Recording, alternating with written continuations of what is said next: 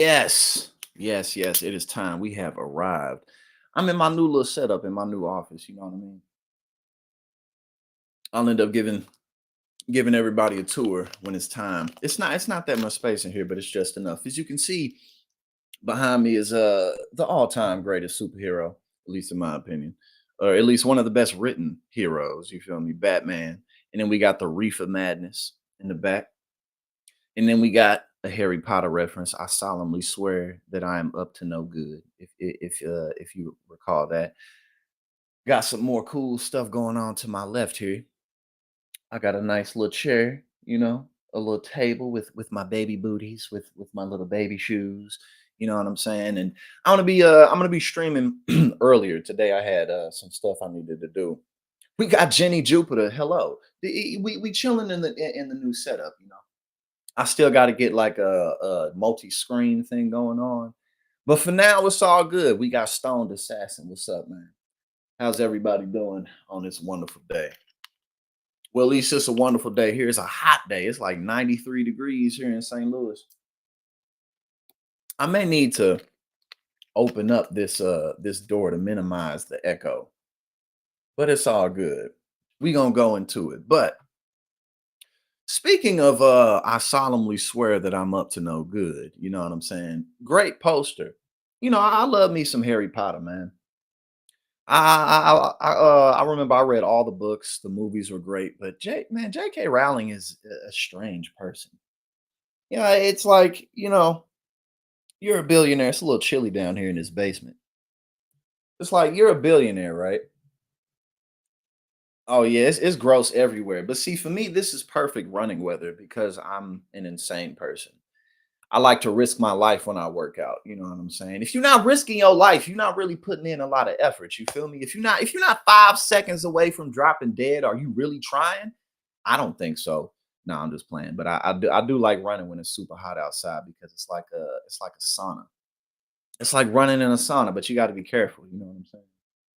But luckily, it's all good. But yeah, man. Speaking of, I solemnly swear that I'm up to no good. J.K. Rowling is, I mean, like I've never really zoomed in. Oh, it's backwards. Oh yeah, I must have the yeah. There we Yeah, I must have it mirrored or something. We'll get it together, man. We'll get it together. We got you don't like my music in the building. But yeah, it's I've never really paid that much attention to J.K. Rowling just because I mean she other than like her creating Harry Potter and stuff, like, she'll come out and she's always making some type of anti-trans comment. Other than that, she doesn't really seem to do many public appearances, but she always has to let everybody know that she's not feeling the trans movement. She's not down with it. She doesn't like it. And speaking of that, Amani Khalif, it's really been a shame. It's really been pathetic and sad to see so many conservatives all around the world gang up on this woman because she's good. Oh, we got Monk without a cause in the building. I'm chilling in the new studio. You know what I'm saying? I'm doing my thing. I got on. It's hot as hell outside, but it's cold in this basement. So I got this jacket going on. But yeah, man, watching these people gang up on this woman, calling her a man, it's really sad. It's pathetic and it's mean. Like these people are a bunch of assholes. Yes, this is the tiny room studio. Indeed, I fixed it up.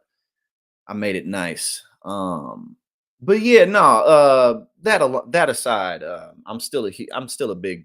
I've managed to compartmentalize Harry Potter and J.K. Rowling. I still love me some Harry Potter. I can't even lie. But J.K. Rowling is she's a little strange. And as I'm sure that y'all have seen other people comment, I hadn't streamed over the last few days. I've been getting set up. But as I'm sure that y'all have seen, um, obviously, Imani Khelif is from Algeria. They're a Sunni Muslim country. They don't have the infrastructure. They don't really, like transitioning is not something that happens there. Um, and even at that, it's like out of all the issues that the world is facing, you know what I'm saying? Out of all the issues that the world is facing, oh yeah, Hassan, we got Hassan in the building. Actually, Jimmy Carter said he's just trying to stick around so he can vote for Kamala, which is nice. But yeah, I saw him say that. Um, but it's just, like we got Aaron in the building. What's up? We have the issues of poverty all over the world. We still have colonialism going on in the world. We still have slavery happening in the world. We have sex trafficking that happens. And then on a, wages are an issue all over the place, but especially here, inflation, education, healthcare. There's so many, infrastructure, climate change. The list goes on and on. And the reality is that for the whole discussion of like trans athletes, how many people does how many people does this impact? Well, this impacts like, like four people in the world, obviously more than four people in the world. But what I'm getting at is this really doesn't affect much of anybody, especially people like JK Rowling. Like JK, how is this impacting your life at all? You're a billionaire.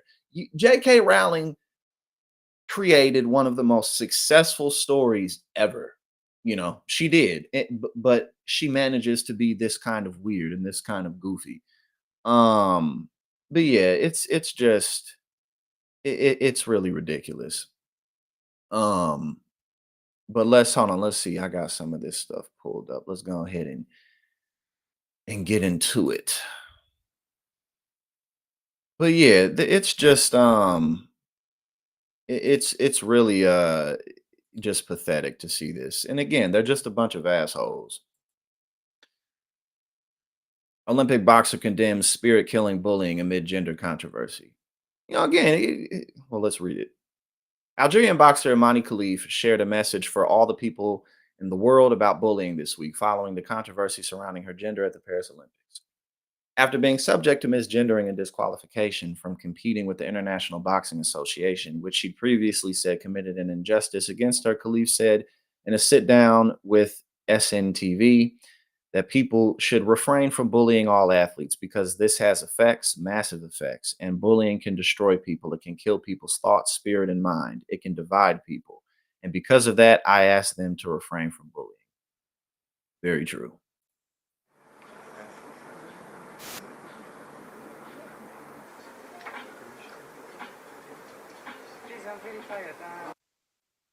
هذا الشيء هذا هو السؤال اللي راني نطرح فيه لنفسي أنا بحد ذاتي، نقول علاش حتى الآن، لماذا حتى الآن يصرى هذا الشيء؟ ما على باليش أنايا، المهم جيت هنايا مركزة على الهدف تاعي وهو الأولمبياد. اليوم راني في نصف النهائي، إن شاء الله نكون في الموعد في نصف النهائي. إن شاء الله يوفقني ربي ونقدر نتحكم في الأمور وباش نجتاز هذه المرحلتين والمرحلة النصف النهائي. أنا نوجه رسالتي لكامل شعوب العالم أنهم يكونوا متمسكين بالمبادئ الأولمبية حسب الميثاق الأولمبي، وابتعاد عن التنمر على جميع الرياضيين، لأنه هذا الشيء أثر ويأثر كثير وكثير، قادر يدمر ناس، حتى يقتل تفكير وذهن ناس ويفرق شعوب. أنا راني نتواصل مع العائلة تاعي يومين تقريبا في الأسبوع. إن شاء الله ما يكونوش تأثروا بزاف، وهما راهم متقلقين عليا أنايا. إن شاء الله هذه الأزمة هذه تتوج إن شاء الله بميدالية ذهبية ويكون أحسن رد إن شاء Yeah, and the whole thing, the whole thing too about the Italian boxer who was whining and complaining. It's like she was like, "I've never been hit that hard before." Like you're a few things. Okay, there's a few things about that. For one, you're not sparring at the gym with amateur fighters. You're in the Olympics. You're going against the best people in the world. Yeah, I mean, and one of the things about boxing, just in general, is typically, especially if they're at a higher level, they'll fight against people around the world anyway. But it's the Olympics and it's boxing. You get punched. That's what you do. You get hit in the face in boxing. Okay, I've been boxing on and off my for some years. Nothing to a high degree or anything like that. But it's part of it. Like you can't get in the ring and think someone's not going to hit you. They're going to hit you. Um, And it was like, "I've never been punched that hard." Like, "Girl, shut up." Like, "Shut up." Like, you're what do you want? Why should anyone feel bad about this? Like, it's not like it's not like she, like, hit you and you were awake. You feel me? Like, you're up and moving and lucid. You're okay. You're fine. Like, get the fuck over it. You know what I'm saying? Like, what do you really want? And then we have Amani's father, and we'll pull him up right here real quick. Um, Hold on one sec. Let me get this up. But yeah, it's just like, again, you're a boxer. Like, what do you want? Like, what do you think is gonna happen? But yeah, so we got Amani Khalif's father who says having such a daughter is an honor. Good on him.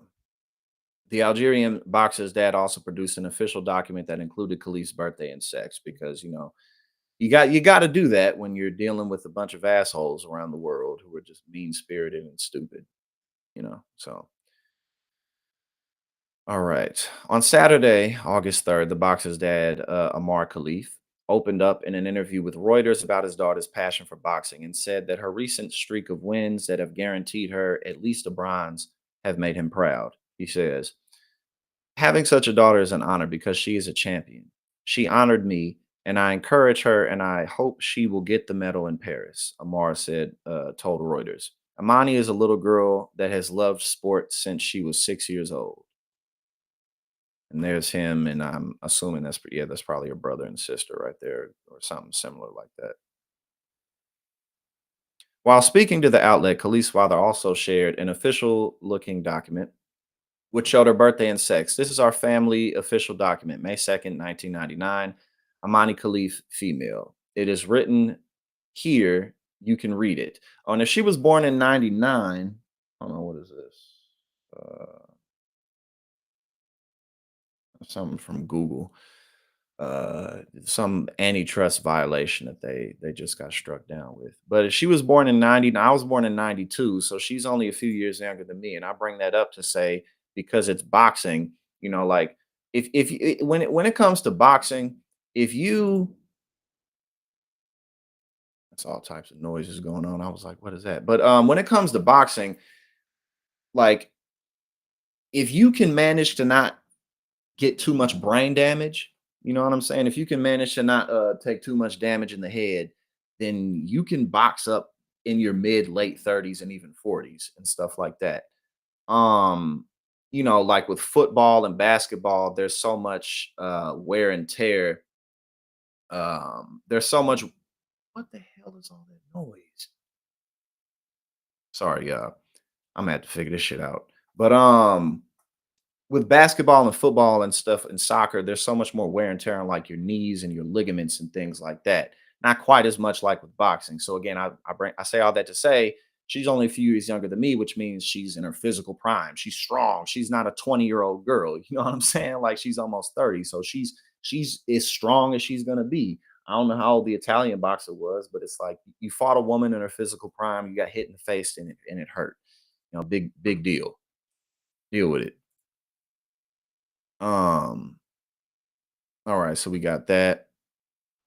Khalif has been the center of a gender based controversy following her match on Thursday, August 1st, against Italian boxer Angela Carini, who bowed out of the match against Khalif, citing a severe nose injury. It happens. It happens. I mean, even if Imani wasn't as strong as she is, you still could have gotten your nose broken. Like, I don't know. She just you give up your right to complain about stuff like that. Once you get in the ring, you have made the decision to get beat up. Even if you win, you still in there getting your ass beat. You know what I'm saying? Um, Thank you, Ghost Dog TV, for pointing that out. Yeah, and it happens. Like it happens. Is that the first time? Maybe that's the first loss that the Italian boxers ever taken, but probably not. I don't know though. I don't know. Because oftentimes in different sports, they'll pad your records. But either way, the main story about this is these people are just assholes. Um The IBA claimed at the time that the results of the eligibility test showed that Khelif had elevated levels of testosterone, but other officials in the boxing world argued that the test results were not transparent, and the IBA has since been suspended from being part of the International Olympic Committee. So again, and due to allegations of corruption. So even at that, like, so let's say that she did actually have heightened levels of testosterone, right? That doesn't mean that she was transitioning. That doesn't mean that she was born a man, however you want to put it. What that could point to is that she's taking steroids. And but again, taking steroids would lead to a higher level of testosterone in a man or a woman. If you're a man and you're taking human growth hormone or steroids or whatever, you will also have heightened levels of testosterone. My point is that oh, we got it's just Mikey. You live in St. Louis. Nice. You said not you said hold on, 90 media. You said the Italian boxer knows Imane trained with her. Oh. Oh, so this just blew up super out of proportion. But yeah, again, this would indicate steroid usage. It would not necessarily indicate, oh, she transitioned. That's not what this means. But again, the conservative brain, it just causes you to be filled with hatred for no reason. The IOC has since reaffirmed its decision to allow Khalif to compete in the games. Okay. Khalif was assigned female at birth, and it says so on her passport. Ah, yeah, man. And then J.K. Rowling, she's so embarrassing. Yeah, that's really a shame. But at the end of the day, she's a champion. She worked her way to where she is. And you know, I definitely support her in her journey. Um but yeah, no, it's just that this whole thing was ridiculous. But it's not new either. One of y'all pointed out the how they still talk about Brittany Griner. It's like, why do y'all care so much, man? Like, again, how does this take precedent over um, wages, healthcare, stuff like that? A lot of y'all just need to come out of the closet, man. It's okay. You see, we live in a world that's much more accepting of those kinds of things than it once was. And perhaps if a lot of y'all just stay true to yourselves and come out, then the world will be a better place. But hey, we can't control what other people do. Peter Navarro tells old white men to shut up with misogynist attacks on Kamala Harris. Do we get women when we call Kamala a slut or make fun of her cackle, Ted Cruz? We do not. Shut up. That gets us nowhere. Women, when they hear that crap, are resentful, particularly of old white men pulling that crap. Shut up. Well, it's really funny the more that you see anybody say this. Well, one, because obviously it's true. There's a few reasons why it's funny. One, it's true. I mean, clearly this isn't helping y'all in any way. In fact, we have seen tangible, objective evidence that the way that the Republican apparatus is dealing with Kamala Harris is kind of just handing her the election in a lot of ways. She doesn't really have to do anything. They're doing it all for her. It's also funny because, you know, you would think that people would learn these types of lessons earlier in life because, like, realistically, all of us hopefully have matured as we've gotten older. Like, all of us can look back. Right, exactly. Women can't laugh either. You know what I'm saying? That's doing way too fucking much. Keep that laugh shit to yourself. We don't need more laughter and smiling in the world. Nah, fuck all that shit. But again, exactly, it really is just making this. I think he just got out of jail recently. Um, he got out of jail a few weeks ago, I believe. Oh, this room makes so much noise. Jesus Christ. Oh no. Well, whatever. Y'all probably can't hear it too much. Exactly. Joy is unJesus like. Joy is unJesus like. We don't want people happy. But again, like I said, when you're younger, you, a lot of us mature through hard lessons. Sometimes time just does it, but sometimes we have to learn things the hard way. Sometimes we have to ruin a job opportunity. Sometimes we have to get fired. Sometimes we have to get dumped. Sometimes a lot of things have to happen before we really can sit and reflect on ourselves in any type of meaningful way. Um, and also, so again, but a lot of so that means a lot of these lessons happen in your 20s or your 30s even, right? But these people are in their 50s and 60s and 70s. Y'all should have been learned this type of stuff, but they can't help it because they inherently believe it. Like these people genuinely don't like women. Like it's not like a, oh, sometimes women get on my nerves because, sometimes men and women are annoying because sometimes people are annoying. It's not, there's a difference between having like general, like criticisms of the opposite sex, like, oh, women be shopping or women be complaining or men are dumb. Like, that's different than we're going to take away your rights from you and make sure that you don't have the ability to control your body or your future. And there's really a stark difference between that. We all joke about the opposite sex all the time, but these people ain't joking, and that's why they can't contain themselves. That's why they can't hold it. They can't hold their liquor. All right, what we got? We got a bit more.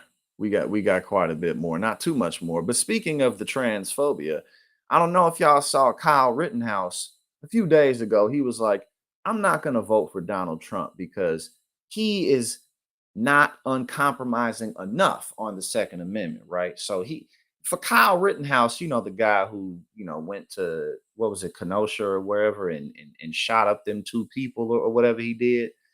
uh, you know, Trump's not hard line enough on the Second Amendment, which is, Kyle Rittenhouse is a kid. He's dumb, but he's a little boy, and but whatever. Let's continue on. Why I brought him up, but then apparently the internet bullied him a little bit, and then he was like, actually, I am supporting Trump. But one thing led to another, right? One thing led to another, and now, hold on. I don't think you can't see it. Boom. QAnon launches transvestigation into Kyle Rittenhouse after he wavered on Trump. Because of course, if you and Jesse Waters said this perfectly. Jesse Waters from Fox News. He said he doesn't see how a man could ever vote for a woman, let alone Kamala Harris. So it makes sense that if you're not willing to be 100% behind Donald Trump, you must be a trans person or gay, gay, everything's gay, super gay, because you don't like Donald Trump. So let's see how exactly this works out. All right, so let's investigate the transvestigation into Kyle Rittenhouse. Yes. Followers of the QAnon conspiracy theory are trying to claim that Kyle Rittenhouse is a transgender man after he momentarily claimed last week that he wouldn't be endorsing President Donald Trump. I'm curious to know the science behind this. Let's see. Let's see. Let's check out the science. In a now deleted post to X on Thursday, the 21-year-old Rittenhouse stated that he believed Trump was bad on the Second Amendment. Again, in what world is Trump bad, or is the Republican organization, the GOP, when are they ever going to do anything about guns? In fact, exactly. Oh, Dion, didn't see that one coming. You never know. Yes. Thank you, Libby. It was Kenosha. But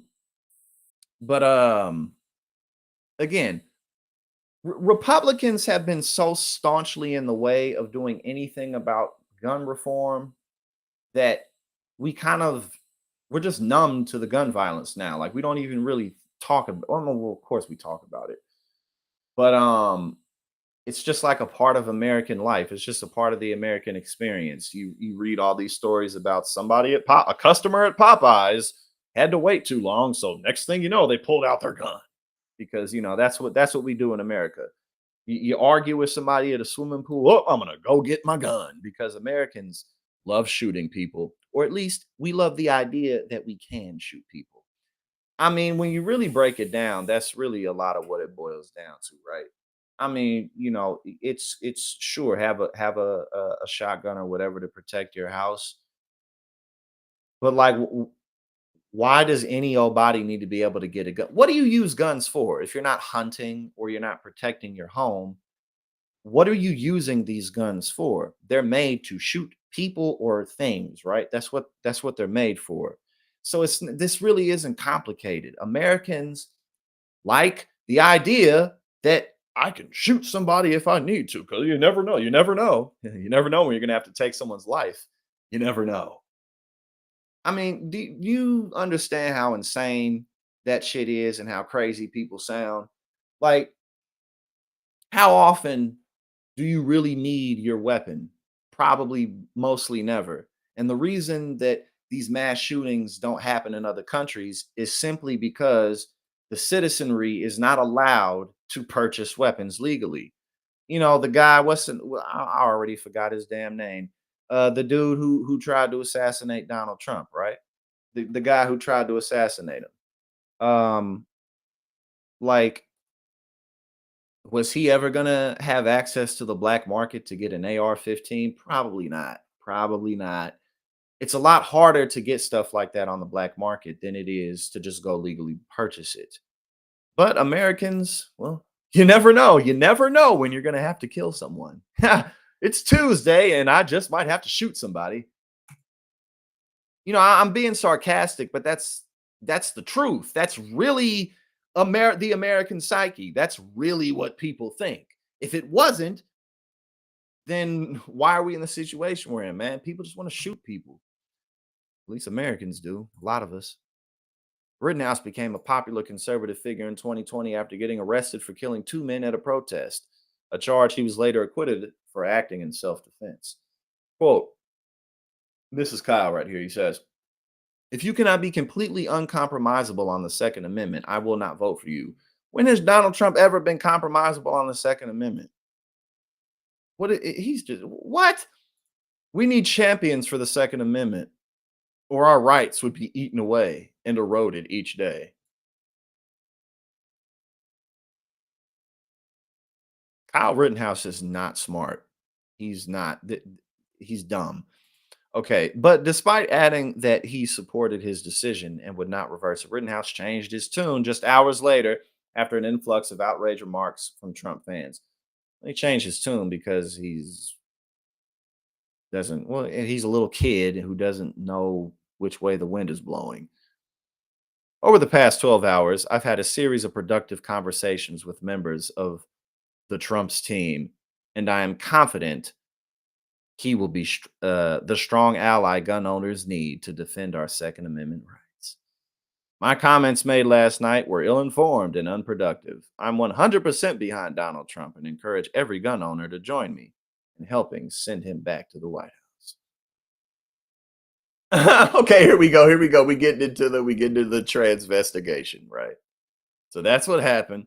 But QAnon, they wasn't fucking with it. And for those of y'all who are just joining us, Kyle Rittenhouse has been accused of being a transgender man by QAnon because science, right? Because science. If you're not 100% behind Donald Trump, you are either gay or a transgender person.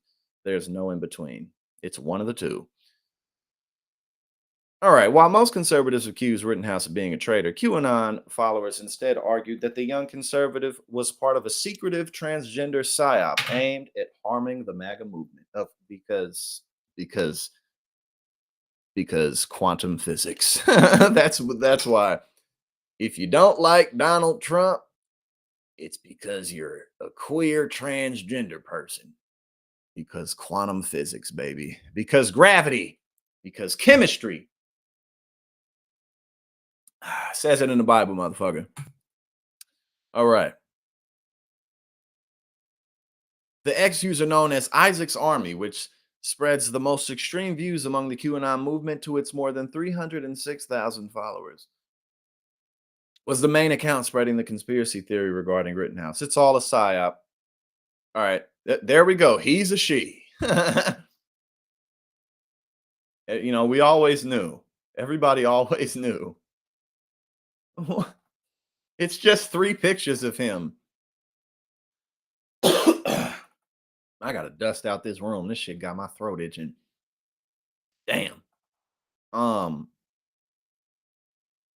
It's just him, like him. He looks younger in the fireman suit. He looks a lot younger. He looks a little older here and a little older here. It's not that he was just a little kid here. That's all that was going on. Mm-mm. This is, bro. What the fuck? Oh my god. All right, let's see what else we got. Donald Trump has always been surrounded by plants. I give you all a long list of turncoats whose sole purpose was to build their profile to get close to Donald Trump camp, then do or say some outlandish things in the most critical moments. They did this with Ron DeSantis. And intelligence is not distributed equally. Man, some people really are just dumb. Just, it's just some people, it's just not a lot going on up there. Q told us symbolism will be their downfall. Q told us infiltration instead of it. What is going on? This is just a picture of him. What is happening? I'm not even following this. I don't even know what the fuck is going on right now. Symbolism will be their downfall. Q drops with reference to Freemasonry, the occult and satanic symbology. Yes, of course. In numbers. What does this even mean? This 188, 1002. I don't know what the hell any of this shit means.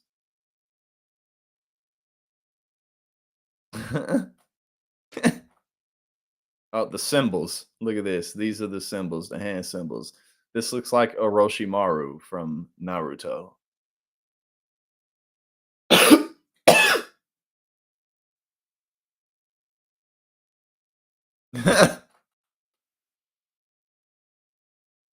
Oh, I don't want to bring it over to here. What is this?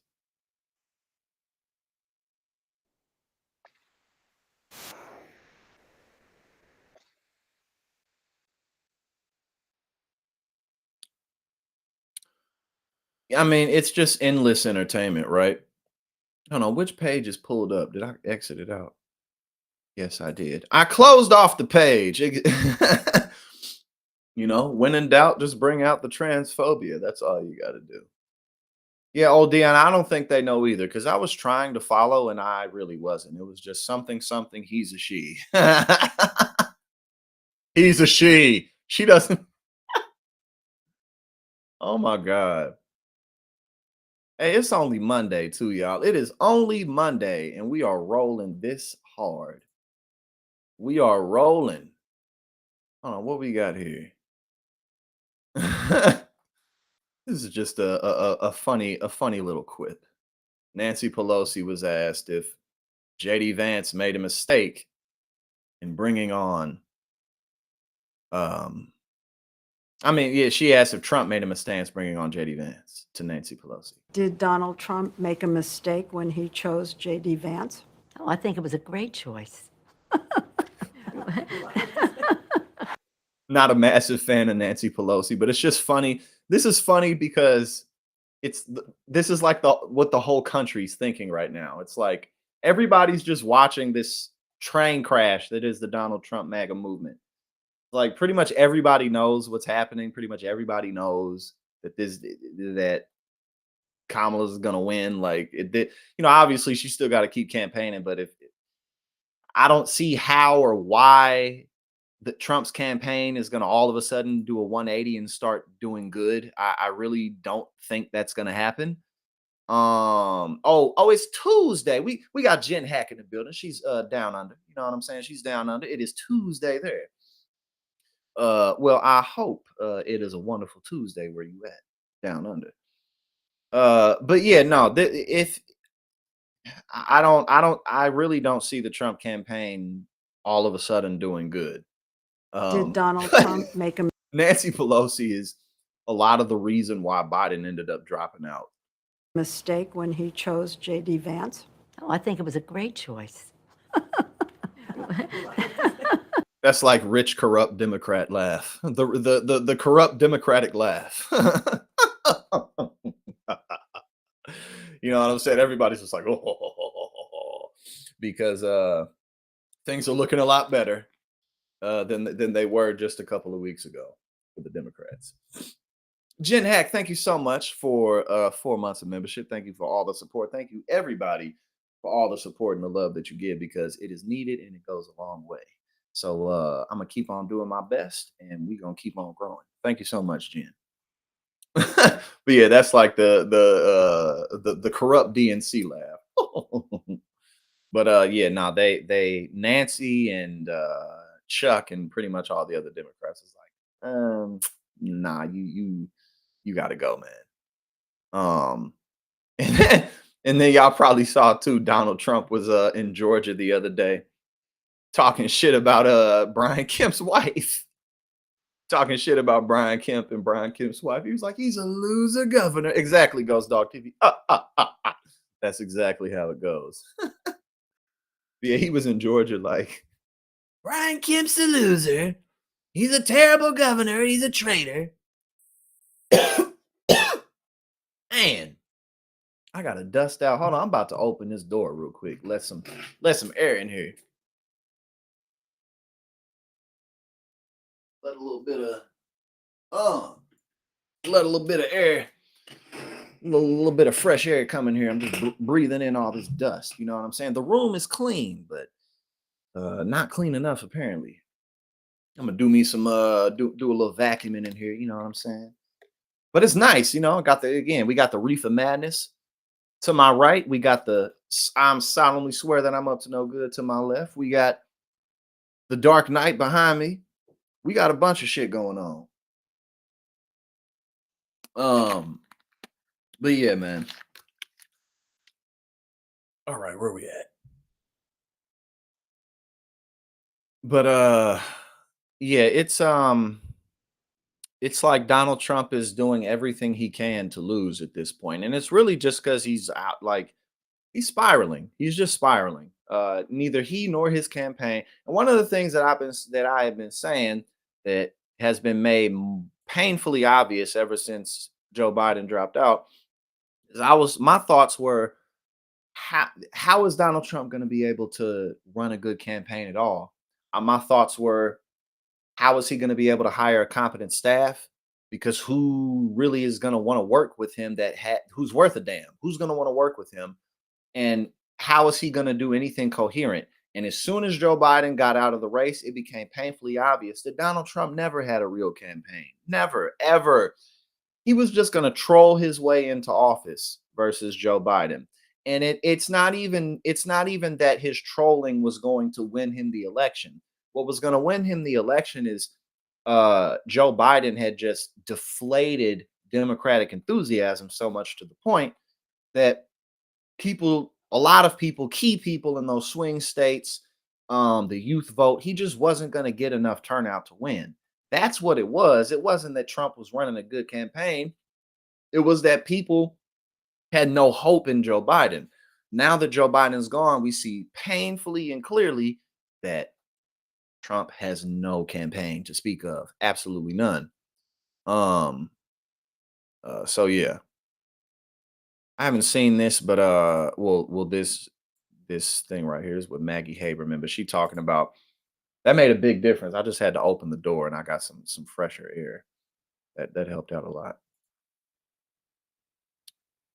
But yeah, he went in there and he was stressed like, dude, every vote always counted, but right now you're destroying it for yourself. Truly. Okay, going after your opponent on the other side of the aisle, the person you're running against, that makes sense. Attacking a popular fellow Republican. Your governor, Kemp, and Raffensperger are doing everything possible to make 2024 difficult for Republicans to win. Kemp. No, you're doing everything to make it difficult for Republicans to win. It's very bad for the Republican Party. He wouldn't do anything. He could have ended the travesty with a phone call because I did nothing wrong. He also called Governor Kemp a bad and disloyal guy. And Maggie, Kemp released a tweet, I believe it was, where he said, Mr. President, stay away from my family, because he also said something about his wife, Please stay focused on Kamala Harris. Yeah, I mean, the going after the wife was sort of the cherry on the top of this whole attack. I mean, what we saw this weekend in that rally, and frankly, what we saw at the NABJ event was the mean-spiritedness that has been around Donald. I mean, he often is very mean in his attacks. There is a different level of it that we have seen basically since he lost the 2020 election. And it's been harder to discern because he hasn't been as public, or he got indicted in that rally at the Republican field. But this was sort of more evocative of January 2021 than anything that we have seen in the last year. And this is what he does when he feels like he's under stress or he's cornered or threatened. That's right. And so you are seeing all of that. You know, nobody needs to wonder whether he is concerned about the state of this race. Just look at what he's saying on the trail. Part of what his advisors hope he will do is frame an attack against the vice president as fake. And you've seen him do some of that in his rallies. He did say that. But then it veers into all this other stuff, and it veers into racist statements about whether she's actually black. And that is at risk for him of reminding swing voters what they did not like about him and why they didn't vote for him in 2020. Yeah, I mean, it's really as simple as that. It's really as simple as that. The vibes are high on the Kamala end. Again, I mean, people really aren't going to start being that critical with her until after she gets over the finish line, because until then, people really are just like, you know what? I don't want more of my rights taken away. I don't want more of this Republican BS. I don't want more of this Donald Trump BS. You know, so and the more that Donald Trump and all the Republicans talk about how, oh, she's not black, it's like, I don't know, man. This is really some of the wildest shit I've ever seen, just in terms of, again, a horrible, terrible, non-existent ass campaign. Donald Trump has no campaign. And I said that shit 2 years ago. I said he's not going to be able to, and look. But yeah, no, this really is crazy to watch. Or like like shit like this. Trump cash versus Kamala crash. Like shit like this right here, right? Like Kamala crash. Okay, so this is just some stuff that he was posting. Stock markets are crashing, job numbers are terrible, we are heading to World War III, and we have two of the most incompetent leaders in history. It's too dusty down here for me to do my Trump voice today. And it's always hilarious, too, when he calls Joe Biden the worst president in history, because it's like, you don't, one, it's not true. And two, you really don't need to say that shit because people really don't believe it. You know what I'm saying? Like, most people don't believe that Joe Biden is the worst president ever. And now and now Kamala's also the most incompetent ever in history, ever. Like, okay. And then he says at 8:27, Japan down 12%, India down 6%, Germany way down also, US really bad. This is a preview of the world markets without Donald J. Trump in the White House. Bro, you haven't been in the White House for 4 years. What are you talking about? This is a preview of the and then also what are you? Your ass is almost 80. Like, how long do you think you're gonna live? Are we gonna elect you and then just never let you leave? You're just gonna stay in there forever and ever. Like, he really thinks like he's talking and speaking like he's not gonna die sometime in the next 20 years, because he almost certainly will. Like, this is a preview of the world markets without Donald J. Trump in the White House. You haven't been in the White House for 4 years. And the markets are better than they were when you were in the White House. Even before COVID, they're better. None of this happens if Trump is in. And of course, there's no elaboration because, of course, Kamala and the markets don't go together. Why? Why not? She'll destroy the markets. She's in power now, and look at what is happening. 1 week of the fake media saying better polls, and you get a market crash. That's not, again, that's not how any of this shit works. You know, yeah, markets can crash because of sentiment, but at the end of the day, you know, unless you have a 401k or some shit, or some type of small baby ass investment that ain't worth a goddamn thing in the end, at the end, most people who have all the gains in the market are relatively wealthy. Again, unless you have a 401k or you're investing in something here, a little something there, you ain't got no money in the stock market for real. So, that's why even when the stock markets crash, a lot of the time, unless people, like end up losing their homes or losing their jobs or something, it's kind of the same economic situation for the overwhelming majority of people. So, but again, it's just like 1 week of the fake media saying that blah blah blah about Kamala. Now the markets are crashing. Like, no, bro, that's not how this works. He knows that, but of course there is a massive market downturn. Kamala is even worse than Crooked Joe. Why? Markets will never accept the radical left lunatic that destroyed San Francisco and California as a whole. I, how? How did she do that?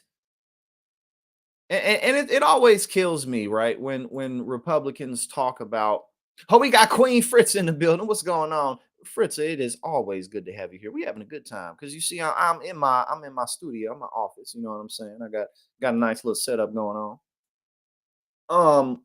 What was I saying?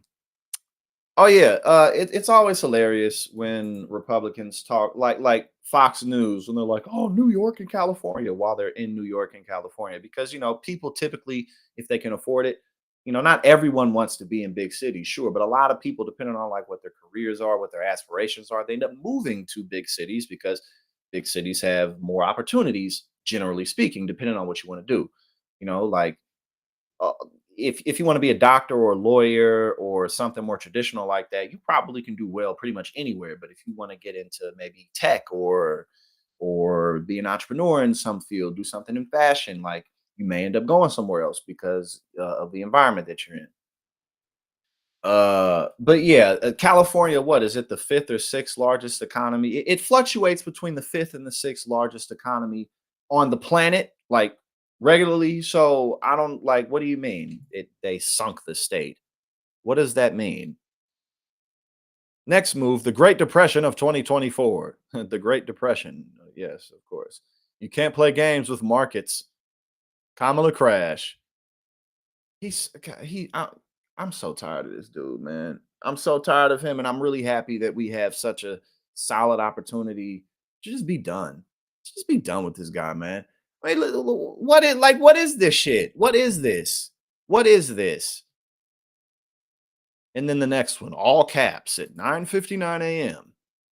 Voters have a choice: Trump prosperity or the Kamala crash and Great Depression of 2024. Not to mention the probability of World War III if these very stupid people remain in office. Remember, Trump was right about everything. Remember, I was right about everything. That's why I lost in 2020. And again, what kind of a thing is that to say? And, obviously, people can be right about a lot of things. People can be right about some things, but nobody's right about everything because, uh, life is always in flux. Things happen. But yeah, I mean, in 10:01, Kamala crash. 10:02, Trump cash versus Kamala crash. This dude, man. Oh, is he tweeting again? Is he back? Oh, this is in 2018. I was like, he's tweeting again. This is from 2018. He says, in the old days, when good news was reported, the stock market would go up. Today, when good news is reported, the stock market goes down. Big mistake.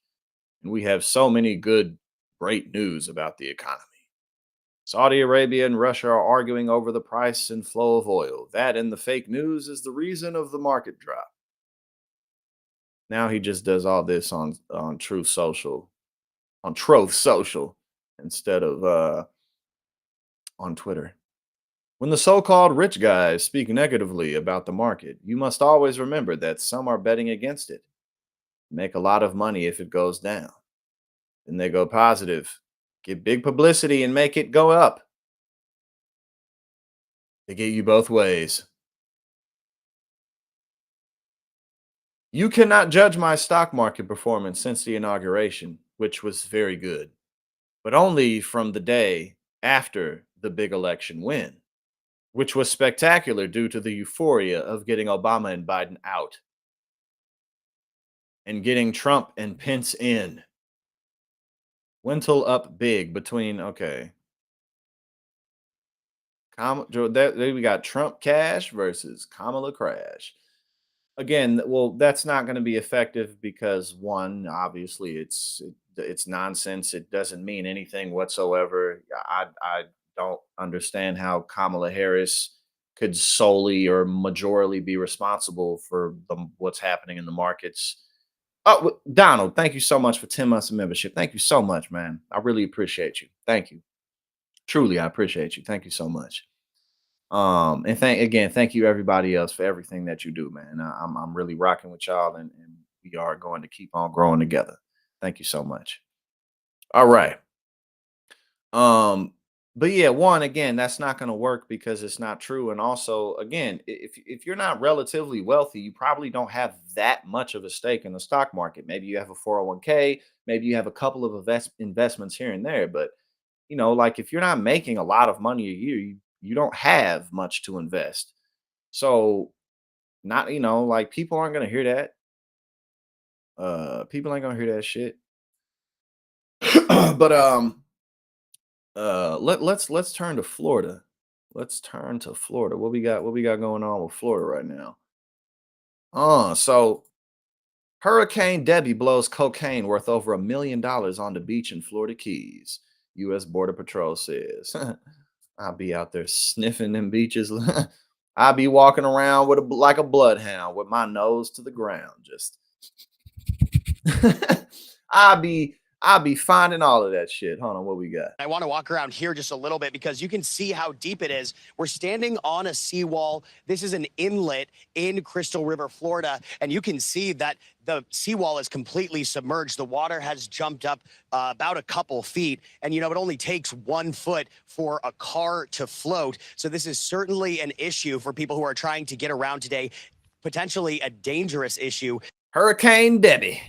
If they're using a car, the old adage, turn around, don't Deborah. Her name is Deborah. drown is very much something that people should heed in this area, Anne-Marie. So a developing situation. We got anybody in Florida in here right now? Hurricane Debbie brought more than powerful winds to the storm surge to Florida. Packages of cocaine worth more than $1 million also made landfall, officials said, marking the latest in a string of recent discoveries of drugs along Florida shores. Debbie, which slammed into the state as a Category 1 hurricane, but has since been downgraded to a tropical storm. It's not even hurricane season either. When does hurricane season officially start? I don't think. Well, maybe it has now. I don't know. I don't live in Florida. I'm in St. Louis right now, but I'm a resident in New Jersey. There's hurricanes up there, but have you ever thought about doing your show just after his? Ghostbox, thank you for suggesting that. Because I think maybe I'll do a poll. Maybe I should do a poll to see like what people's schedules are like. Today I just kind of got on. Kind of what I'd like to do is do it earlier, but what I'm gonna be doing, especially now that I'm in St. Louis and have I'm gonna be streaming a lot more. I'm gonna be doing more programming. Like right now, what I'm doing is just like kind of a general news updates and stuff. But I'm gonna start doing like programming where we're talking about entire subjects. We're really learning about stuff together that I will schedule. But thank you for asking that. I'll put out a poll, see what results I get, and based on that, I can move around when I do stuff. So thank you. We got Manuel in the building. What's going on? Yeah, I'll definitely look into that. Thank you for the suggestion. But yes, back to the $1 million in cocaine being swept up by Hurricane Debbie. Hurricane Debbie blew 25 packages of cocaine, 70 pounds, onto a beach in the Florida Keys. I don't know what that is, but they got the brand name on there, so you know whose coke it is, but don't know who that is though. Uh, Briggs said the trove of drugs, which has a street value of more than $1 million, was found by a good Samaritan who contacted the authorities. Maybe he kept one of them bricks for himself. You never know. Perhaps he did. He said, "Hey, it's over $1 million of coke right here. I'm gonna keep one of these bricks myself." Hey, and depending on, but see, that's the thing about coke, man. You can't do a little bit of coke. That's not how it works. That is not how that shit works. If you enjoy cocaine, you it's probably best that you don't do it because you gonna do it. Coke doesn't work like, oh, I'm just gonna do a little bit of this. Oh no, no, no. You're gonna do a lot of it. Trust me, I know. I know how that goes down. You think you can be responsible, but nah, that's just not the nature of the drug. That's not the nature of the substance. I'm only gonna do a little bit of coke. Good luck with that. Good luck with that. Shit. There's a reason I don't do this shit no more. All right. Um. Oh, and we're gonna know who Kamala's VP pick is tomorrow, more likely than not. So we gonna find that out. Now, speaking of Missouri, because I was born and raised in Missouri, and I'm back in Missouri right now. There's a goofy, really goofy woman running for what is she running for? Secretary of State. She's running for Secretary of State. She's like 25. She's a Republican and she's really, really stupid. I say she's 25 because, well, one, because she is, but also perhaps um perhaps she'll grow the fuck up a little bit as she ages, like as she hits her 30s. But then again, maybe not. But yeah, this is ridiculous. She's always doing shit like this though. Like she's always talking about gay people, she's always talking about trans people. She's always talking about gun rights. Like it's always some stupid BS like this. And my guess is that she's not going to get anywhere close to being the Secretary of State. My bad, y'all. But yeah, she calls, LGBTQ the F word, then says they tried to poison her dogs. She's just corny, like she's lame. Like it's obviously she believes these things, but she kind of comes off as she's just a real blowhard, you know what I'm saying? Oh yeah, see Afro getting, see, I can't do a little bit of cocaine. That's nah. If I'm gonna do it, I'm gonna be doing it. So I just prefer not to touch the shit. That's just me though. I can't do a little bit of that shit. But yeah, she just really seems like she tries really hard to go with this type of rhetoric. Um, because this is pretty extreme, like who really, even people who are like deeply anti-gay, deeply bigoted, who really talks like this on camera? And again, she's 25, so she's like super entrenched in the online culture, but she's just a ridiculous person. With her primary election tomorrow, Missouri Secretary of State candidate Valentina Gomez made her closing argument. The gays tried to kill my dad and my dogs. Okay, let's see. Just last week, Gomez got attention for a video she posted to social media where she called the LGBTQ community the F word repeatedly.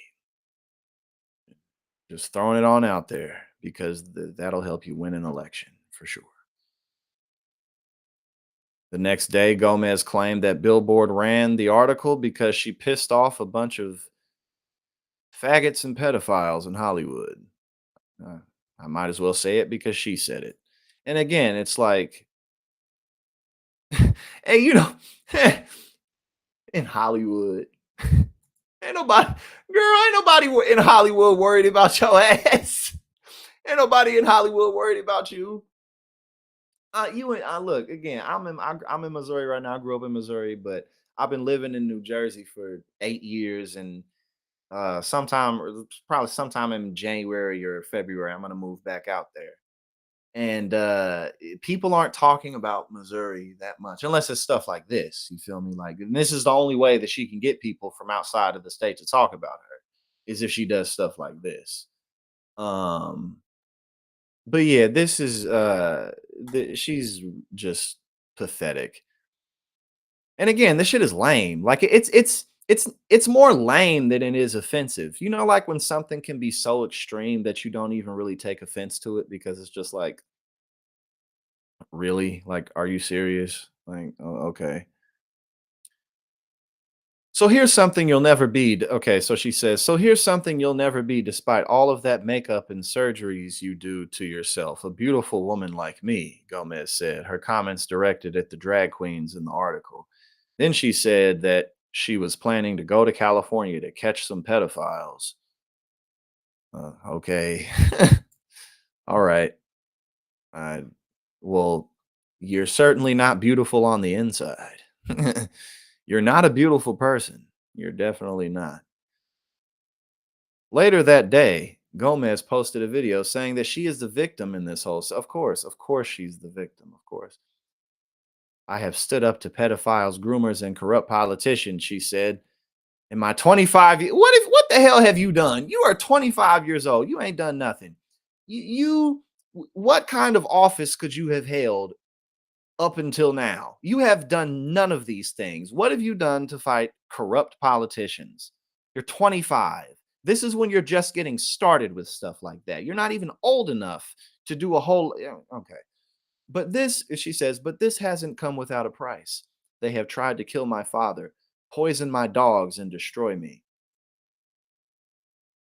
The gays are out to poison your dogs, hide your kids, hide your wife. No. Hide your daddy, hide your puppies.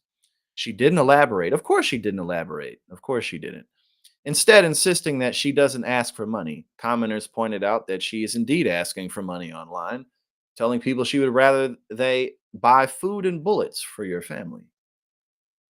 Ah, yes, I'm back in Missouri. Back in Missouri, where everybody needs a gun, because you never know when you're going to have to shoot somebody. Because stuff like that happens all the time. I simply ask you to come out and vote for me on August 6th. Well, you're not going to get even ain't nobody voting for you, girl. Republicans ain't gonna vote for you. One, you're a Latina, so you're a Latina in Missouri, and so that's gonna really get in the way. And even if you weren't, I mean, again, even for bigots, even for racists, that you're a ridiculous person. You're an extremist. You're This is dumb. Like, this is ridiculous. So fuck these gay pedophiles in our government. She's probably gay. I have stood up to pedophiles, groomers, and corrupt politicians. And you know what else is funny about this? You can clearly tell that this woman did not that English is her second language. This woman didn't. She grew up. Yeah, they still at it. But yeah, you can. She didn't grow up speaking English. She ended up learning English. You can tell, which makes this even more hilarious. It's like, oh yeah, you think that a bunch of old white Republicans in Missouri are going to vote for your Spanish 25-year-old ass to be Secretary of State? No. Again, even if you didn't hear the accent dragging, you're too young to be Secretary of State. Like, get the fuck out of here. Don't nobody want no goddamn 25-year-old to be the Secretary of State. And okay, let's listen. I have stood up to pedophiles, groomers, and corrupt politicians. Corrupt politicians. I have stood up to pedophiles, groomers, and corrupt politicians. Girl, you just learned English last week. You've been speaking English for 2 days. Get the fuck out of here. I stood up to groomers and corrupt politicians. But I'm a Republican. I'm a Republican. I stand up to groomer politicians. But this hasn't come without a price. They have tried to. This is not come without a price. This is no price. There ain't nobody finna vote for your ass. Kill my father. My father, me, my family back home in La Casa. Girl, who the fuck? Oh my God. my dogs and destroy me, but I'm still standing because I have God and the American people by my side. I don't ask for money. I'd rather you go buy food and bullets for your family. Exactly, Mike boy. She just got to turn 1 year older, and then she'll be old enough to qualify for Secretary of State. But no, this is hilarious. She can barely. She speaks English just fine, but it's worth making fun of her for this right now because she's a fucking Republican. I don't ask for money. I'd rather you go buy food and bullets for your family. I simply ask you to come out and vote for me on August 6th. August 6th. So fuck these gay pedophiles in our government. Okay, here we go. August 6th. So fuck these gay pedophiles in our government. Let's save America. Let's save America. Even though I was no born here, I was no born in America. I speak English for 3 weeks. What a loser. Get the fuck out of here, man. And that shit really cracks me up too, because it's like, how in the hell can you be so against yourself, right? Whenever I see Latinos or Latinos who are like Latinos for Trump, like, your parents don't speak English. You barely speak English. You're barely an American. I don't know, man. It's just fucking funny. Yes, food and bullets. Don't donate to my campaign. Go buy food and bullets for your family. Hey, we back in Missouri for sure. But yeah, no, that was just real. That was ridiculous. Exactly. She doesn't know that she's Latino. It's like I listen to you speak. I listened to your ass talk for 2 seconds, and I could tell that you did not grow up speaking English. And you sitting up here talking all this shit about people. No, really, yeah, Donald James. She's really something else. In the my good old home state of Missouri. But yeah, no, that was really pathetic. We got we don't really need to go over this right here. Kamala's still going up in the polls. One of these pollsters, Trump pollster, has her up 5 points, but this came out last week. Y'all probably have already seen a lot of this. I mean, for the most part, things are still trending the exact same. It's trending in Kamala's direction. And I don't think that that's going to stop, because two main reasons why I think that Kamala is going to continue to trend into victory. One is that the country really doesn't overwhelmingly, the country would rather not have Donald Trump in there again. Overwhelmingly, that's really not what people want. But the other thing, we got Soul Life in the building. What's going on, brother? Apparently I got on just in time today.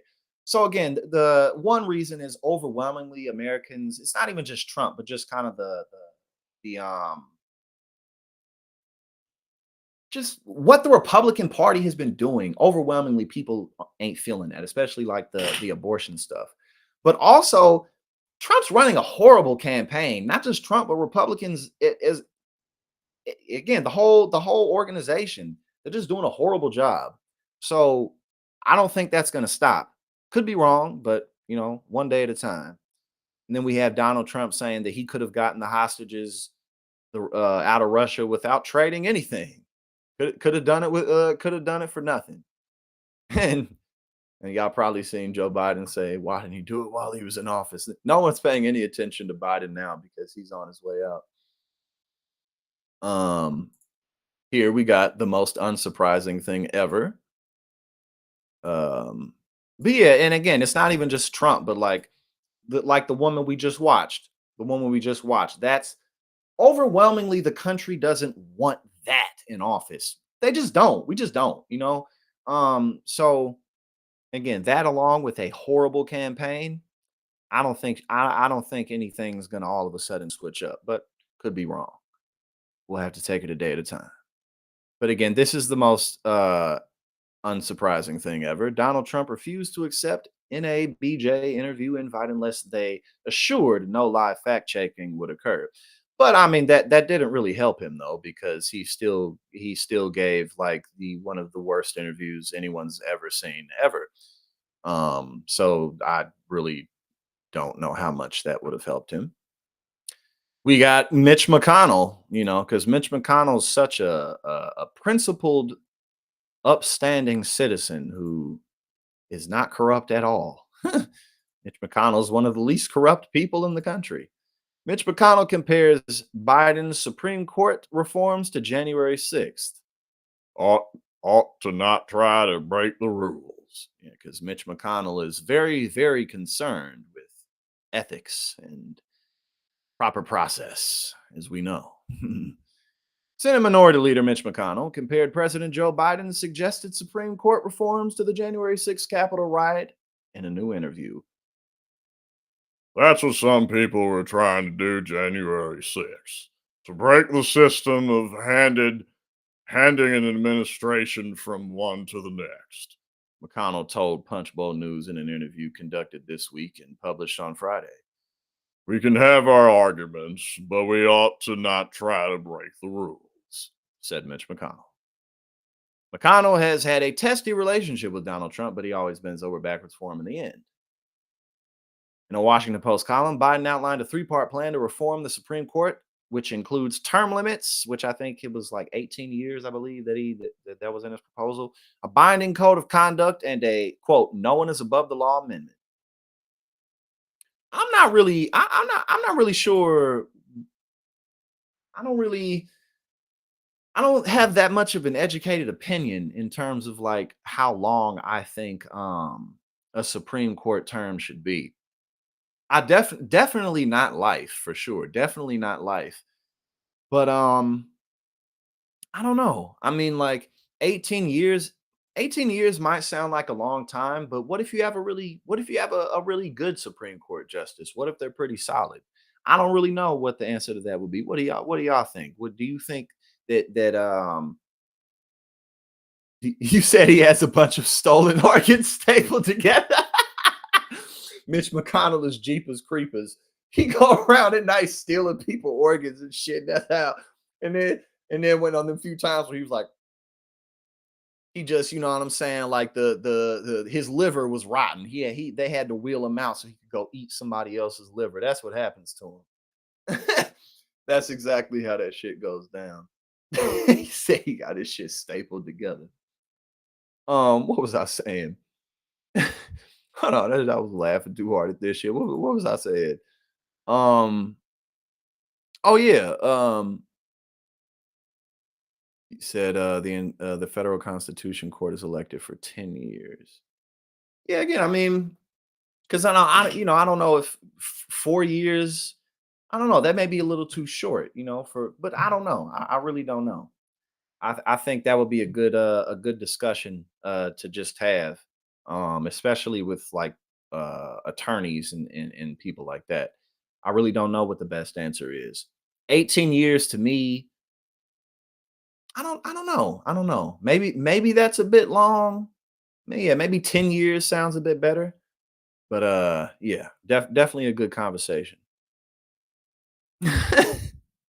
All right, what we got? We got in previous comments to the Hill, McConnell called Biden's hold on. Okay, it was term limits, a binding code of conduct, and a no one is above the law amendment. In previous comments to the Hill, McConnell called Biden's proposals unconstitutional and said the plan would be dead on arrival in Congress. I couldn't be more disappointed. This is a man who was chairman of the Judiciary Committee for a long time. He absolutely knows what he recommended is unconstitutional, to try to limit the terms of the Supreme Court justices who under the Constitution are appointed for life. Well, under the Constitution used to allow people to own slaves too, so things can change. Things can definitely change. McConnell offered some critical words for his own party in the interview too, while he did not directly criticize Trump or his running mate JD Vance. McConnell did say that he and the former president have a different point of view on Vance. I think Trump probably, not probably, Trump absolutely regrets JD Vance. I don't know if he can do anything about it though. We'll find out soon. And we'll find out who Kamala's pick is going to be probably tomorrow. If she picks Shapiro, my guess is, well, I've seen a bunch of stuff. I don't think anybody really knows who the hell she's going to pick. Um, Obviously, her doing the rally in Philly, that's a good sign that she'll pick Shapiro, but maybe she won't, because I saw reports about Nancy Pelosi liking Tim Walz. I saw reports about her wanting Tim Walz in there. But again, I don't think anybody really knows. My guess is that whoever she picks, it's because they did the math on what state they need to win. I think she's still having I think there's still some steeper competition in Pennsylvania. So if she picks Josh Shapiro, that it's probably so that he can help them get Pennsylvania. But we gonna find out. We are going to find out momentarily. Um, but yes, he also accused his party of falling short in the actual winning elections part of the job. Oh, well, that's for sure. And a lot of that is because of the anti-abortion stances. The way you win the argument is to get more people elected, he said. And Democrats have done a better job of that over the years than we have. McConnell said the current messaging from people like Vance is not helping. I mean, even the slogans are what they were in the 30s. America first, he said. And I remember the 30s very well. I was a grown man then. I had already become established in the American ethosphere. Oh shit. And yeah, so we got a clip of JD Vance. I don't think that you said also as the party that interprets the Constitution by the letter when it was written, a lifetime appointment meant until you were right, exactly, until you were 45 to 50 years old. Because back in those days, if you had a toothache, you might die a week later. So definitely a good point. You said you seen him with a luggage cart. Hey, maybe he is, man. Maybe he is sneaking couches. He got some type of operation going on. You're gonna have to check that out. All right, so this is just a random clip of JD Vance drinking some Diet Mountain Dew. Let's check it out. Because why not? Why not watch JD Vance drink Diet Mountain Dew?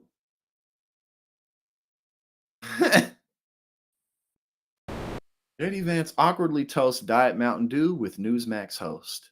This is good stuff. Thing that she shouldn't have taken, and she was in a coma, and the doctors are like, we don't know if she's going to wake up. And I remember being so mad because she took something that she shouldn't have taken, but then also just so heartbroken and begging God to let her wake up and have a second chance with us. And I know there are a lot of parents who are not going to get that second chance because the fentanyl that's being trafficked now, parents don't wake up from that. Grandparents don't wake up from that. Kids don't wake up from that. It's so deadly and so poisonous. And I just think, my mom, she's been clean and sober for almost 10 years. My oldest son is 7 years old. He only knows her as the best grandma in the whole world, right? And what an amazing blessing that is for your family to get that second chance. I want more families to have that second chance. It's not just the number, 25% of fentanyl coming across the southern border comes across here.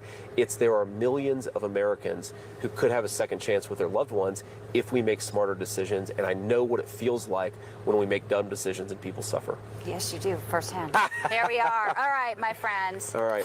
Should we toast here? I didn't listen to a single word he said, and I'm in the middle of a stream. You see, so that's not good. That's not good because I was supposed to be listening to that, and I didn't listen to a single word he said, and apparently, many of you didn't either. But yeah, no, I don't know what he said. But now let's watch them toast. Yes, we need to See, toast. this is the good stuff here. It's I like high caffeine, low calorie. Mm-hmm. And when you're out here, you need a little bit of everything. Yes, you do. Mm-hmm. Yes, you do. JD. Probably better to just drink some water. You're out there in the sweltering heat down there at the border. It looks like they were at the border. It's probably better to just Drink some water and not sugary ass soda. But hey, this is America and you can do what you want to do here for the most part. But you know, I didn't listen to a single word that was said. And so um yeah, that's apparently that about nails it. That about nails it for sure. Now what else we got? Um Yes, okay, so we got Republicans responding to the weird accusations with I know you are, but what am I? I know you are, but what about what am I? They're the weird ones.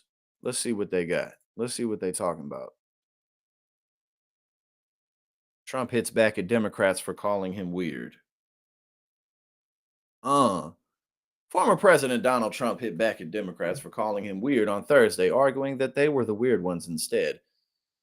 He said, um, hold on.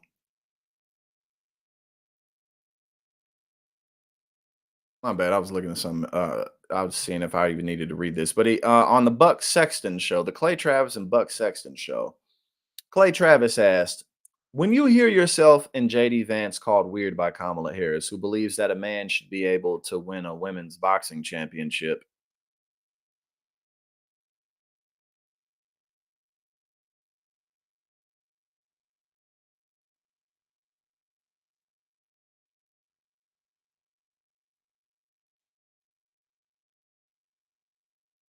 man, man, can we please just get this dude the fuck out of here, man? I mean, what, bro? These people." I'm just frustrated because these people are so stupid. And again, they're such assholes, man. Like, and I'm an asshole. So you know they got it bad because I'm an asshole too. But Jesus Christ. Okay, that a man should be able to be a women's swimming team. Are they so are they saying this about Ledecky? They're calling Ledecky a man. So Ledecky is also a man because she's very good. She's very good. So clearly she's a dude. And you know what? All of these I don't even let me just move on. Trump replied, "Well, they're the weird ones. I'm not doing my Trump voice right now because it's too dusty and it's gonna make me cough.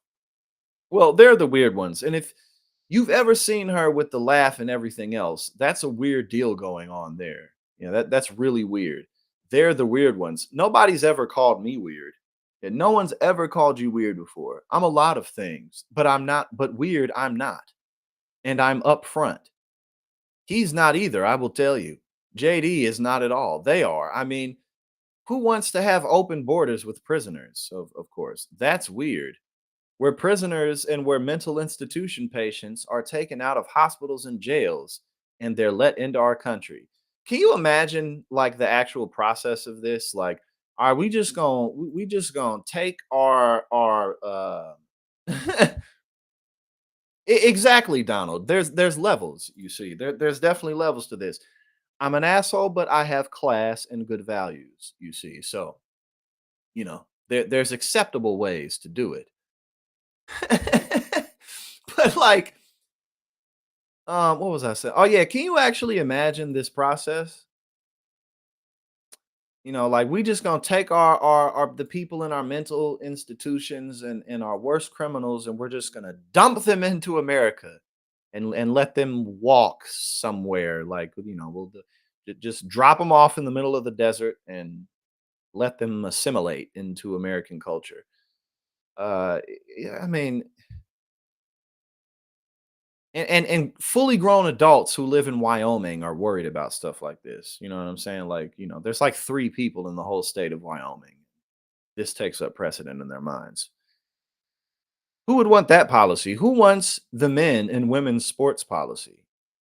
Again, how many people does this well, one, this doesn't happen, but two, even if it did, how many people are we talking about right now? How many people are we talking about? Not a lot. This doesn't this has nothing to do with anybody being able to pay their bills or their mortgage or refinance a lease. It doesn't have anything to do with that. Who wants to quadruple your taxes? Quadruple your taxes. 4x your taxes, right? Okay. Well, JD Vance wants to tax people without kids, so I mean, you're kind of already taxed differently if you don't have any dependents. But I guess he wants you to be taxed even more heavily if you don't have dependents. Despite the fact that people are having kids later and blah blah blah. The whole thing is weird, and the way they do elections is weird. Okay.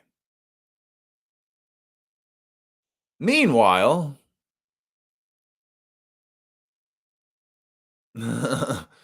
meanwhile, this continues.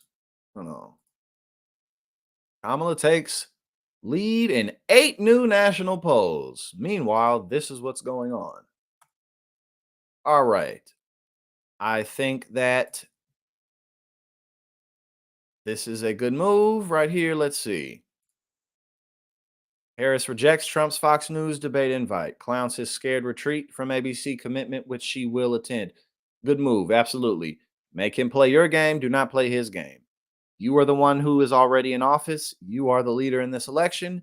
You do not follow him. You make him follow you. He agreed to a September 10th debate on ABC. Now he's backing out of it because he knows that he's not going to do well against you. Make him stand on it. Do not go to Fox. Who cares what he says if you don't go to Fox? No one's going to believe it because he already agreed to 2 debates and everyone knows that. So don't go to Fox. Show up on September 10th to ABC and debate an empty podium if he's not there. Continue to control the narrative. Fuck whatever he says. Fuck doing an September 4th debate. Do not do it. Really not much more to say, at least for me on that. You said you drank and then started talking to someone, so we drank more. Yeah, that's what happens, man. You gotta, it's that subtle unconscious, it's that unconscious competition that drives us as men. You know what I'm saying? And there's nothing we can do about it. But yeah, no, I agree with this. Make him play your game. Do not play his game. Let's see.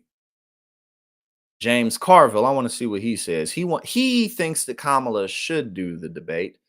I don't know. Maybe he was kind of joking about it. I don't know. Let's see what he has to say because he may have kind of been joking based on what the headline says so that he can turn up wearing an ankle bracelet. This sounds like he's kind of being sarcastic because I doubt that he really thinks that she should do this because she shouldn't. He agreed to these 2 debates. Period. The end. The end. But let's see what he has to say. I want to see if he's serious or if he was just like being sarcastic or something. James Carville is a longtime Democratic strategist. Reverend Al Sharpton is the president of the National Action Network and the host of Politics Nation. These are 2 of the wisest and most fun people to talk politics with, and they join me now. So thank you both so much. I've been so excited about this conversation. So James, let me start with you, because the debate and Donald Trump's actions over the last 24 hours are just, a little strange. But it reminded me of when President George H.W. Bush was hesitant to debate Bill Clinton in 1992. And you were... Great point. Great point. Exactly. She has nothing to gain from it. And she's not gonna look weak for not showing up. Trump will look weak for not going to where he already to a neutral location. But no, definitely a good point. I'm sure you remember this. Clinton supporters just show up at Bush rallies in a chicken suit. There's some video footage there. Probably brings you back. Feels like we have kind of another chicken on our hands here. But how do you think, you saw the vice president's response, how do you think she should be handling this? Well, thank you, Jen. First of all, I want to thank Reverend Al publicly for participating in the documentary. The Hollywood guys told me you crushed it, Reverend. And I think that she should say, I'll debate him on Fox on the night of September 18th. Because I happen to know he's going to be in Manhattan on the 18th, because that's when they're going to sentence him. Okay, yeah, he's just talking shit. Because this isn't about the 4th. He's just talking shit. On the night of September 18th. Because I happen to know he's going to be in Manhattan on the 18th, because that's when they're going to sentence him. Oh. And I'm sure George Mershon would give a delay in the execution of sentencing to allow him to show up at a debate. So if you want to have a debate, Let's have it on Fox, and let's have it September the 18th when he's in an ankle bracelet. Yeah, but basically he just told Kamala, no, don't do September 4th. Show up to ABC. Yeah, no, that's and when I read the caption, I was like, he's probably being sarcastic, and he was being sarcastic. Oh, we got Mara. Yes, exactly. He just we just keep rolling him out. He just keeps getting rolled out and propped up. Exactly. But yeah, no, that I was that I was right about that. He was just talking shit. So yeah, let's see. We got what is this?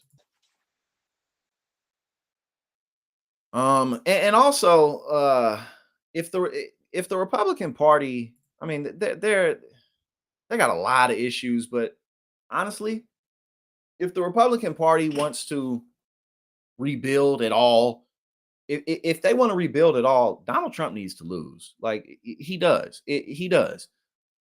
He probably is at this point, but there's like if the Republican apparatus wants any hope of rebranding themselves, reshaping themselves, then they got to take a massive L in November. And they've kind of set themselves up for that shit. Because now, people are going to show up to the polls for the same reasons that Democrats have been winning in previous elections over the last several years, to protect abortion rights, to fight back against the counterculture that's just shitting on everybody. So you said Trump on Twitch. Oh yeah, we got the main man on Twitch. Prominent Illinois Republicans throw support behind Kamala Harris. Prominent Illinois Republicans are throwing their support Joe Walsh was already there. Adam Kinzinger was already there. behind Kamala Harris. Today, the vice president's campaign launched Republicans for Harris, aiming to mobilize and persuade Republican voters. Familiar to GOP endorsers include former Illinois Governor Jim Edgar, former Transportation Secretary Ray LaHood, also ex-representatives Adam Kinzinger and Joe Walsh. I spoke to Walsh, who shares why Illinois is going to go blue. I mean, they're going to go blue anyway, but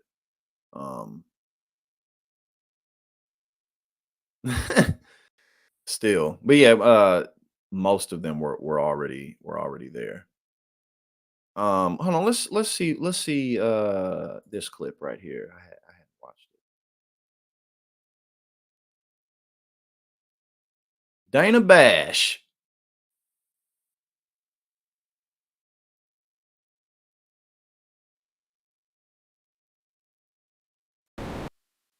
CNN's Dana Bash presses GOP senator about Trump's attacks on Governor Kemp at MAGA rally. Let me just follow up on my question, which was about Governor Kemp.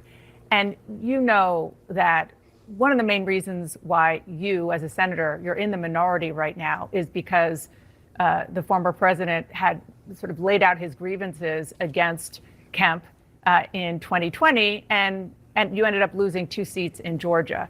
Do you think he should continue to go after Kemp? Dana, let me push back on that. I don't. No, I'd push back on that. That's not President Trump's fault. Every single politician out there that's running for office or candidate, they're responsible for their own races, not someone else. You got to run your own races. So that has nothing to do with President Trump.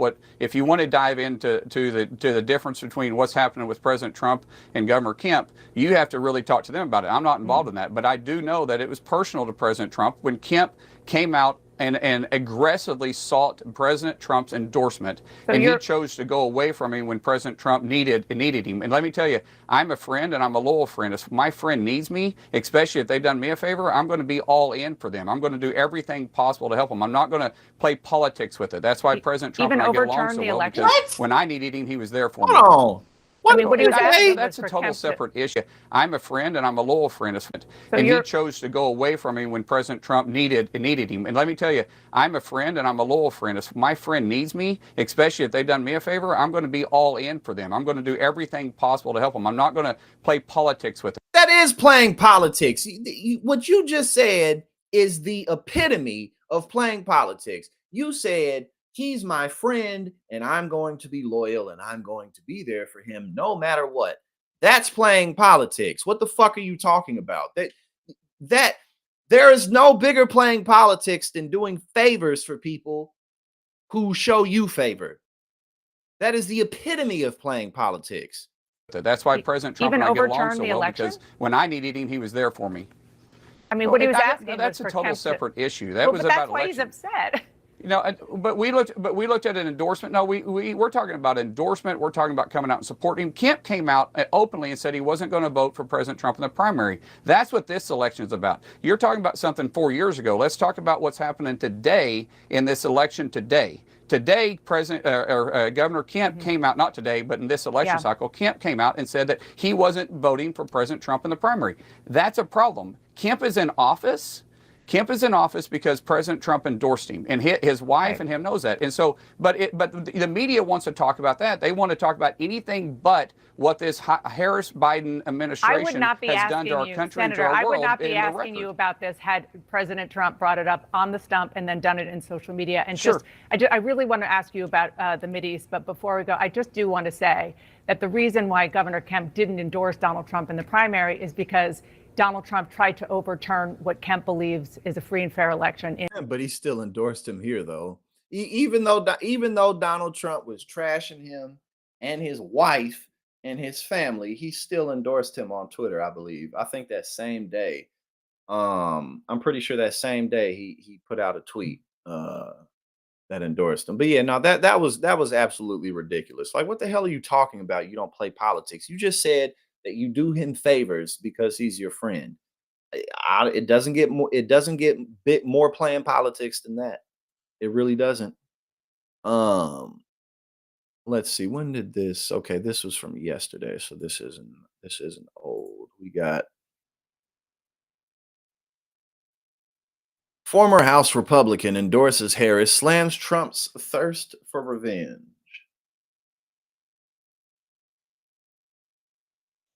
Okay, I was seeing if it was a video. Former Republican Virginia Rep. Denver Riggleman has endorsed Vice President Kamala Harris for president and targeted former President Donald Trump in his announcement.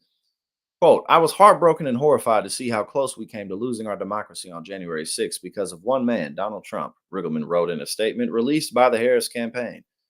I've seen with my own eyes how Trump's thirst for power, revenge, and retribution is his real motivation. And that's why I cannot stand by while he tries to destroy our country. Well, there you go.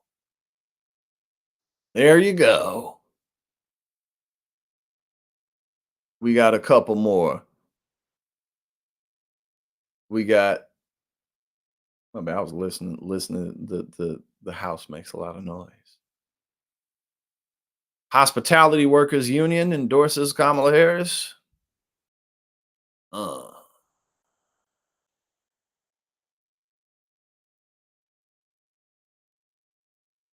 Hospitality Workers Union endorses Harris, dismissing Trump's pledge of tax-free tips.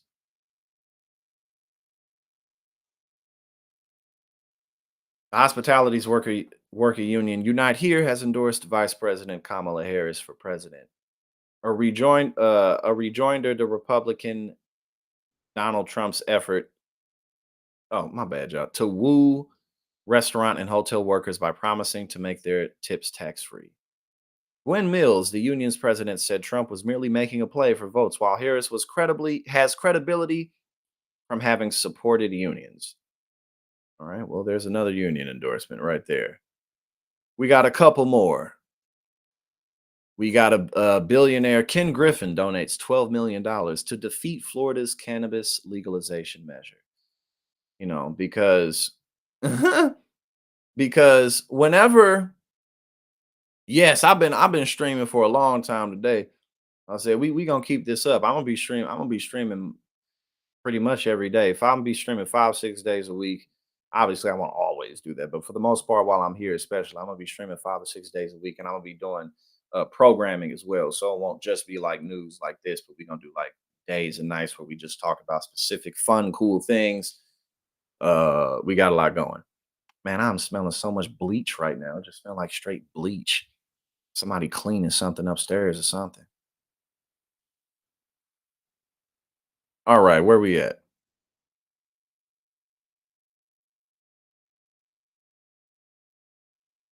Terrible plan.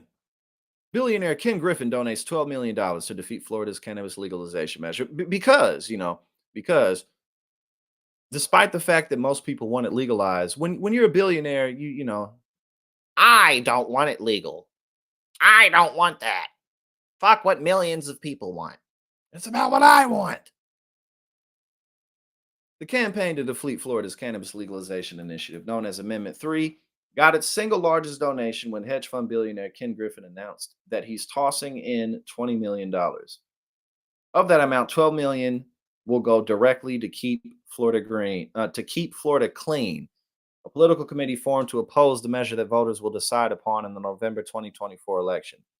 Founder and CEO of Citadel, with an estimated net worth of $37 billion per Forbes, Griffin called Amendment 3 a terrible plan to create the nation's most expansive and destructive marijuana laws.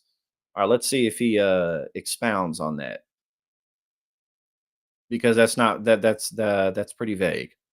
Griffin, a top GOP donor who reportedly gave over $100 million to conservative caucuses during the 2022 midterm elections. Can you imagine having that much money that you can just donate $100 million to things so that I don't want cannabis legalized, stuff like that. I want more money. I don't have enough money. I have enough money to donate $100 million, but that's not enough. I need more. I never have enough money. Okay, we got youth addiction and blah, blah, blah. Passage of Amendment 3 would create a monopoly for large marijuana dispensaries and permit pot use in public and private areas throughout Florida, because people don't do drugs in Florida. That's not a thing. People aren't already getting high as hell in Florida. You can buy weed pretty much anywhere, let alone much harder drugs. Didn't know cocaine is basically what built Miami. If it wasn't for cocaine, Miami wouldn't be what it is. People do lots of drugs in Florida. And, as we all know, when something is unregulated, it makes it much easier to get. Much, much easier to get. You know what I'm saying? This is just stupid. And imagine having this much money and being this just lame. How are you a billionaire and you're this fucking lame? Like, oh, you don't you a billionaire and you don't indulge in drugs ever? No, I live a straight life. I'm always living a straight life. Well, good for you. Florida-based medical marijuana company Trulieve Cannabis Corp., about which Griffin was likely referring in his monopoly comment, has donated nearly $55 million over 2 years to Smart and Safe Florida, the political group advocating for passage of Amendment 3, making it the best funded measure of this particular kind in history. And of course, it's overwhelmingly popular. We got, so more than 1 million Floridians signed a petition to put Amendment 3 on the ballot, right? We got over 1 million people. But this one man's like, no, I don't. I would prefer that nobody smokes weed legally. I don't want that. It's bad for society, but me having all of the money is not. In fact, I need much more. Cannabis legalization's overwhelming popularity. In early June, Fox News polls showed that Amendment 3 was not only more popular than Governor Ron DeSantis, it also enjoyed approval from 2/3 of Florida voters. Despite that, my man's just like, no, I know what's best for people I've never met before, including a majority of Republicans. Indeed. A newer poll from the University of North Florida in late July found 64% support for the cannabis amendment and about 69% for legal abortion access, which will also appear on the November ballot. Well, there you go.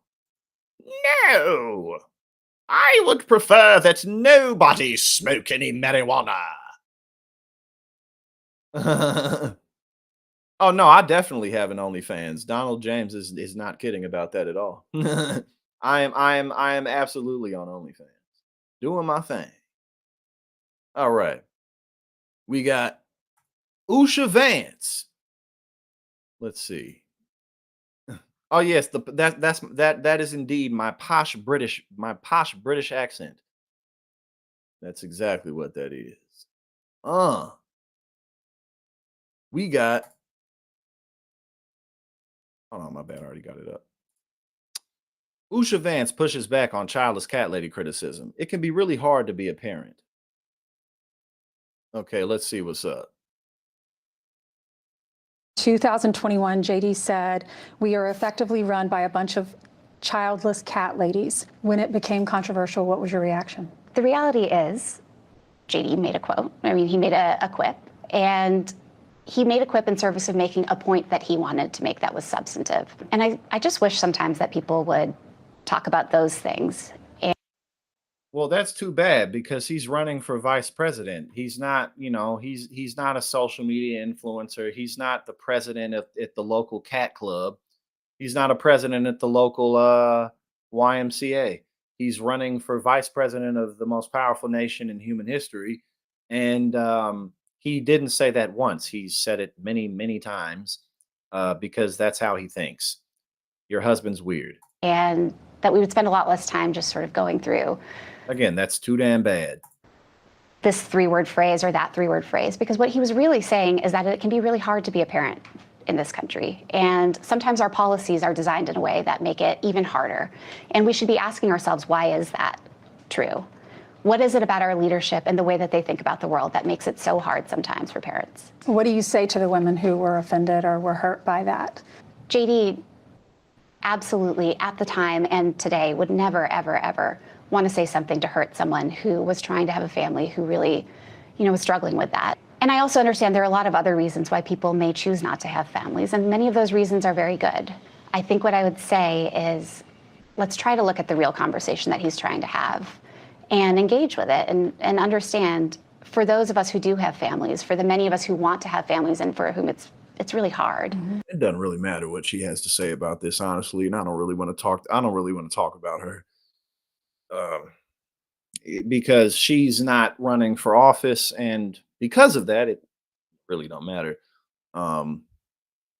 She's gonna try to protect her husband or defend him, which makes sense. Yeah. So now we got Lindsey Graham.